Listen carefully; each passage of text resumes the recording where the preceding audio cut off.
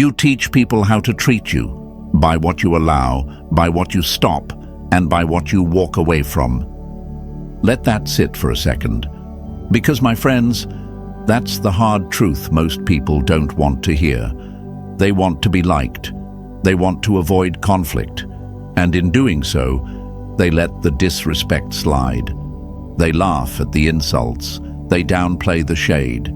They keep letting people step over their boundaries like their peace is a doormat. But today, that ends. This isn't just a video. This is your wake-up call. If you're done letting people test you, disrespect you, and still expect the best from you, then stay with me, because this one is for you. And hey, before we dive in, take a second to press that like button and subscribe. If you've ever been disrespected and stayed silent just to keep the peace, this is your space. This is your tribe. And trust me, you're not alone in this. Now let's get into it. Hey folks, imagine this. Imagine you're a calm, still lake, peaceful, serene, reflecting the sky above. But someone keeps throwing rocks at you, not to admire the ripples, but to stir the surface, to watch you react. Every jab they throw, every passive-aggressive comment, every interruption, they want to break your stillness. That's what disrespect is. It's not just bad behavior, it's an attempt to pull you out of your peace. But here's where you flip the script. You don't splash back.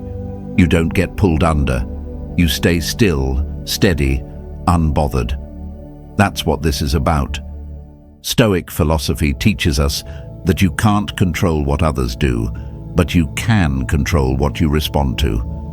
The world won't stop testing your boundaries. That coworker who constantly interrupts you, the friend who throws subtle digs, the family member who never takes your no seriously, they'll keep doing it until you draw the line. And drawing the line doesn't always mean shouting. Sometimes it means silence. Sometimes it means distance. And sometimes it means walking away like a storm that didn't need thunder to shake the ground. Now, let me break a lie that's been drilled into so many of us, that being nice means being passive, that if you don't engage, you're weak. But hear me loud and clear, niceness without boundaries is self-betrayal. Being stoic doesn't mean you don't feel. It means you don't let your emotions get hijacked by people who haven't earned access to them. You want to know what true strength looks like. It's not screaming. It's not fighting fire with fire. It's refusing to let someone else pull you out of your character. That's not weakness.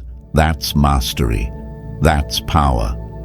People will treat you however you let them. You set the tone. You set the standard. And when they realize you're no longer begging for respect, when you stop giving explanations, when you stop reacting to every dig, they'll either level up or fall away. And either way, you win. So if you're watching this right now thinking, yeah, they don't respect me, and I've been letting it slide, good. Because today is the day you take your power back. Today is the day you draw the line. Not with drama, not with noise, but with quiet, steady power. You are not here to convince anyone to treat you better. You're here to respect yourself so fiercely that they either match your energy or get left behind. Let them wonder why you stopped reacting. Let them sit with their silence. Let them feel the absence of the version of you that tolerated too much. You don't need revenge. You need distance. You don't need validation. You need clarity. And you don't need to prove yourself to people who never even tried to understand you. Say it with me right now in the comments. I will not tolerate disrespect. Write it, own it, burn it into your identity. And if you're ready to handle people who don't respect you like a stoic warrior, hit that like button, press subscribe, and stay with me. Because what's coming next, it's going to rewire how you carry yourself forever. Number 1, don't react, reflect. When someone provokes you, Understand that their behavior is a mirror of their mind, not a reflection of your worth. Let that sink in, my friends, because if you've ever found yourself firing back at someone's disrespect only to feel worse afterward, this one's for you.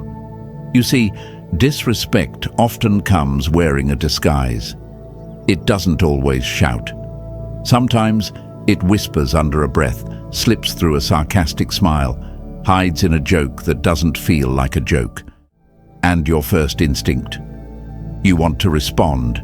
You want to defend yourself. You want to say, hey, I'm not someone you mess with. That's the trap. That's the reaction they want. That's where they feed. Picture this. You're walking through the woods, peaceful, quiet.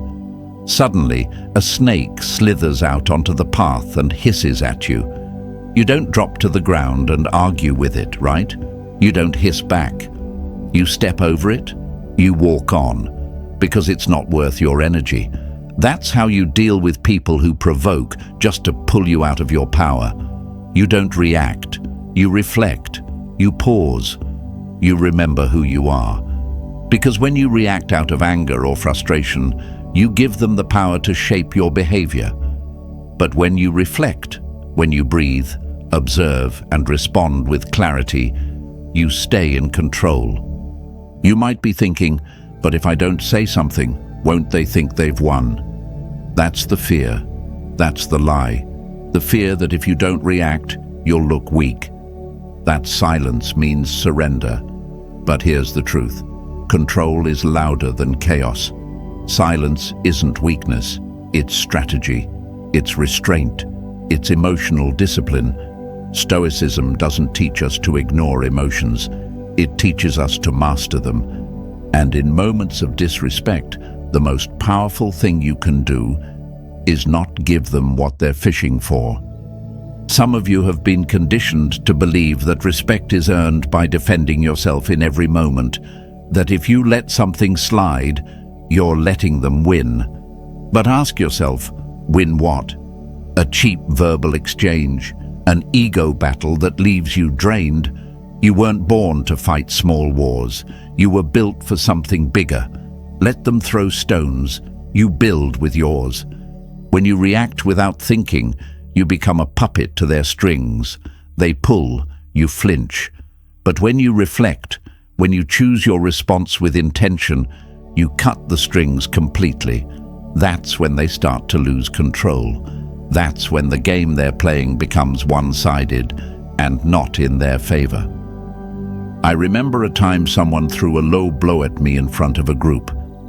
The old me would have snapped back. But that day, I paused. I looked them in the eye, gave a small nod, and said nothing. The silence that followed, louder than anything I could have said, and you could feel the shift. The energy flipped. They expected a fire.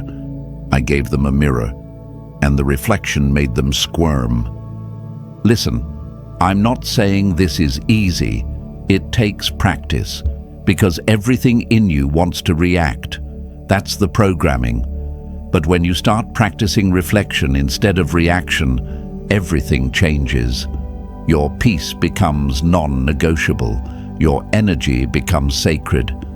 And people learn real quick. They can't rattle someone who's rooted. So the next time someone comes at you sideways, don't let your emotions drive the wheel.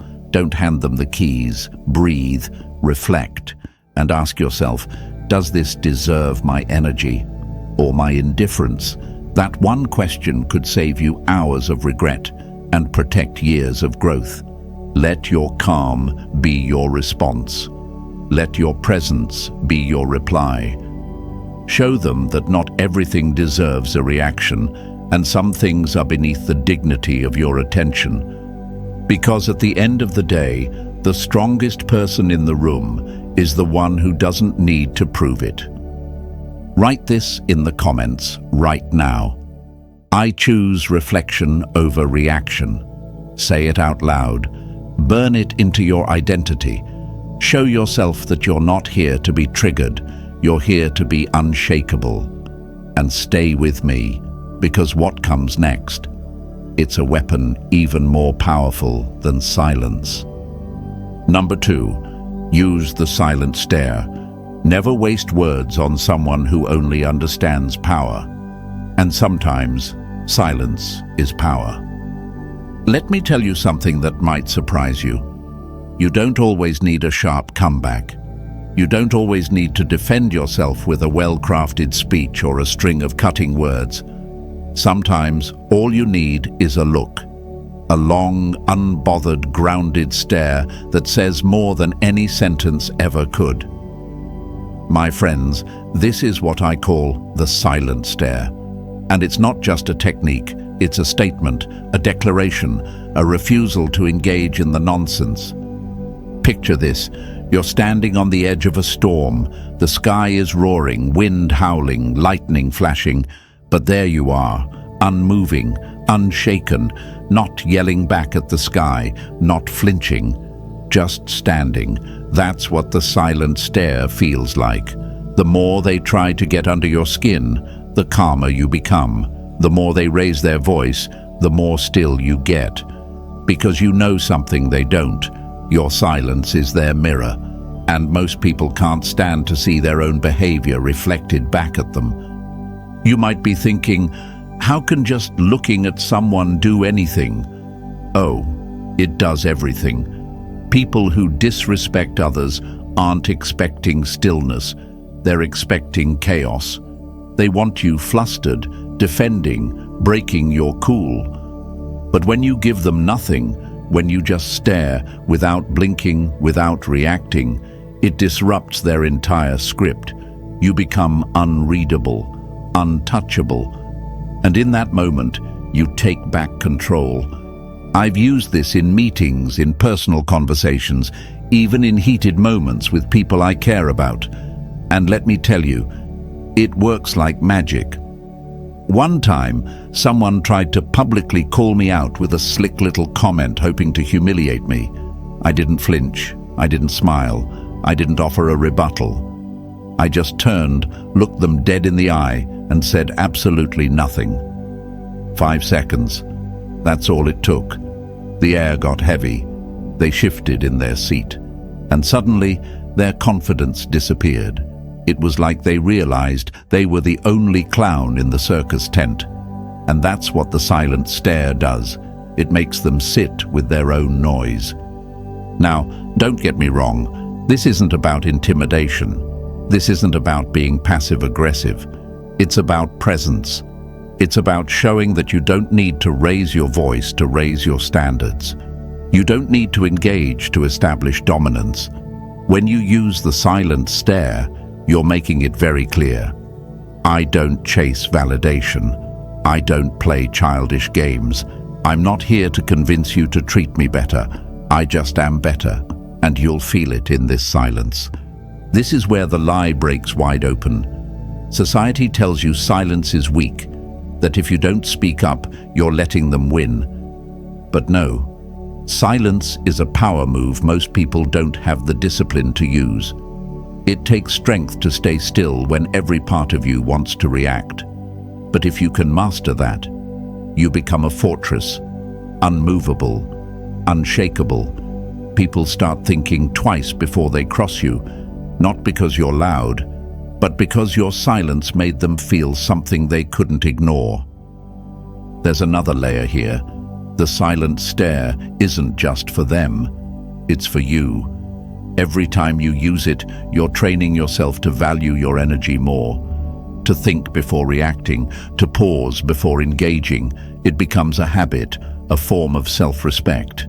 You start walking through life with that try-me energy, not because you're confrontational, but because you're grounded. And grounded people, they scare the chaotic ones, because nothing's more powerful than a person who knows exactly who they are and doesn't need to explain it. So here's what I want you to try.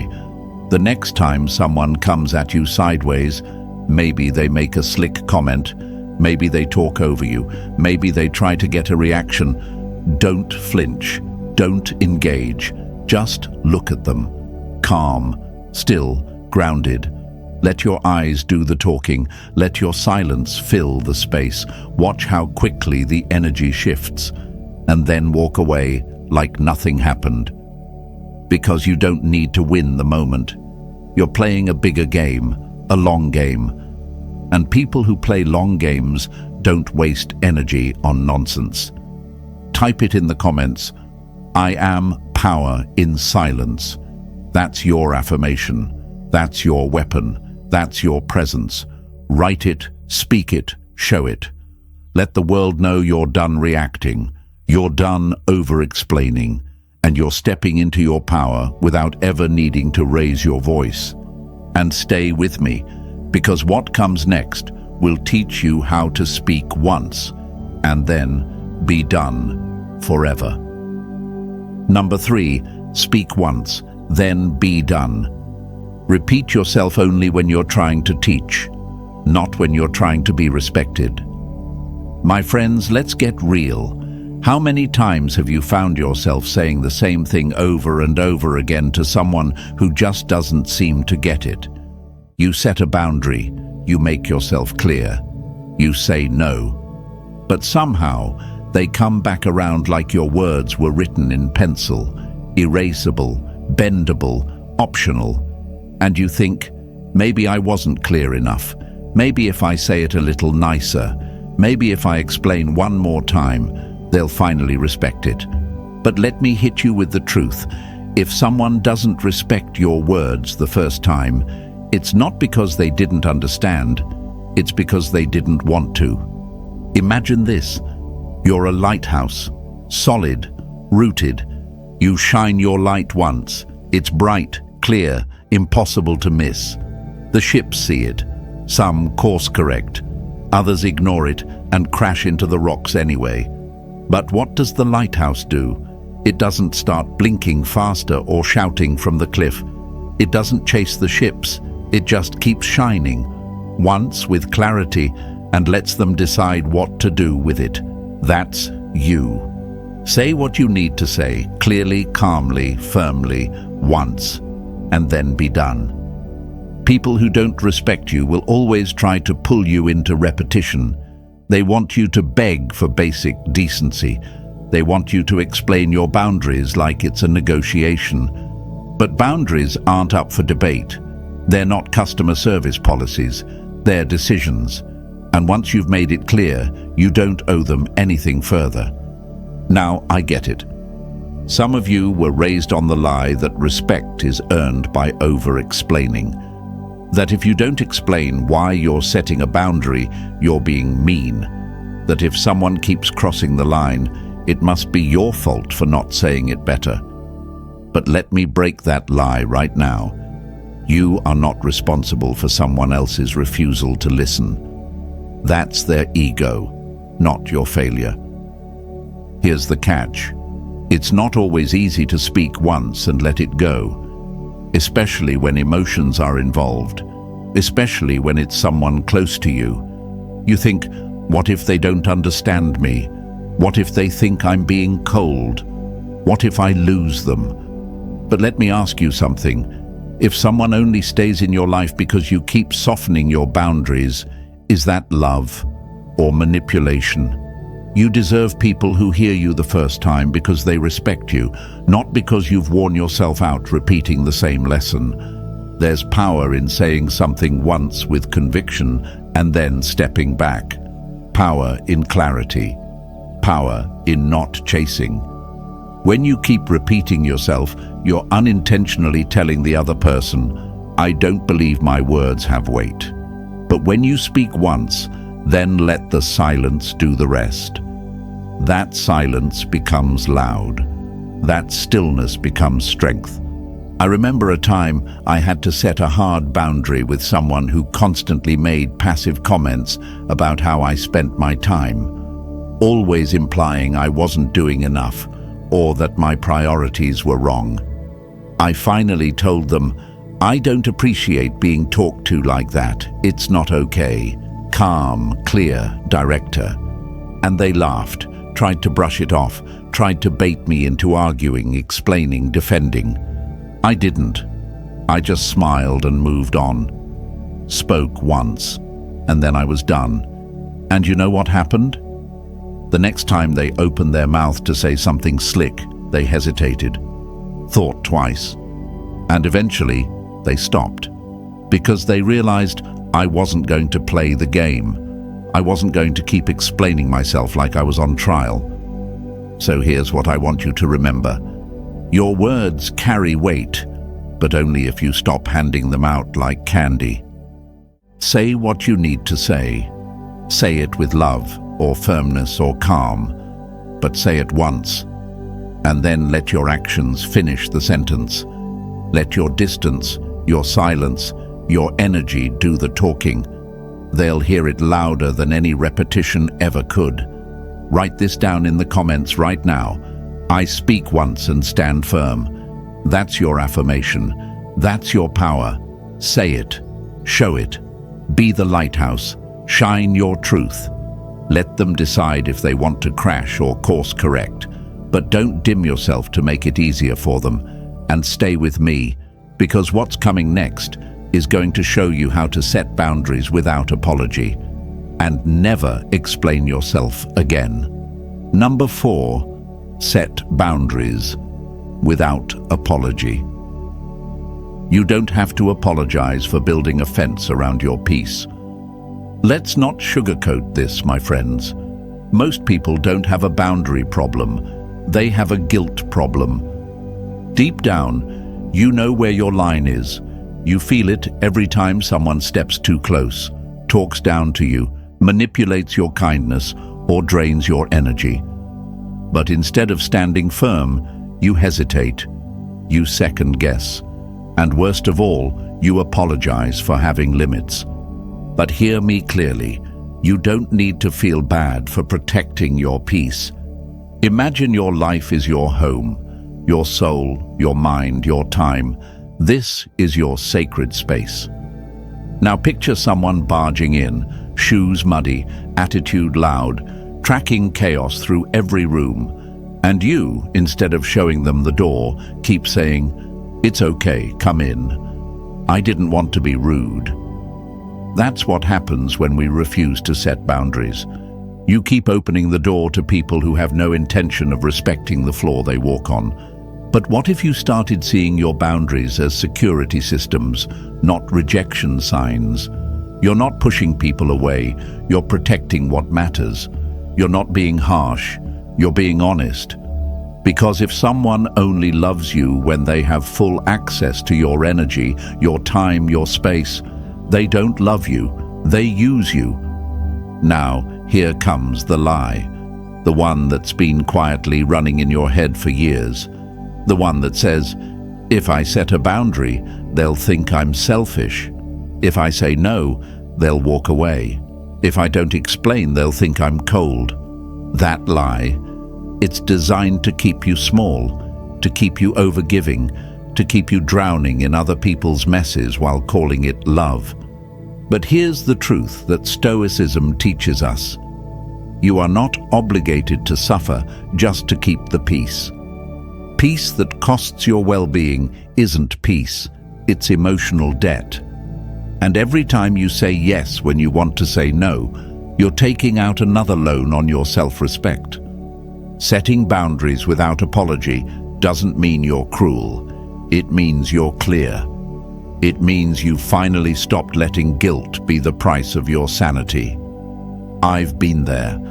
I used to say yes to everything, to keep people happy, to avoid conflict, to not rock the boat. But guess what? That boat still rocked, people still crossed the line, and I was the one left with no energy, no clarity, and no self-respect. One day, I had enough. I stopped explaining. I stopped softening my no. I started saying, that doesn't work for me. Period. No justifications, no nervous laughter, just clarity.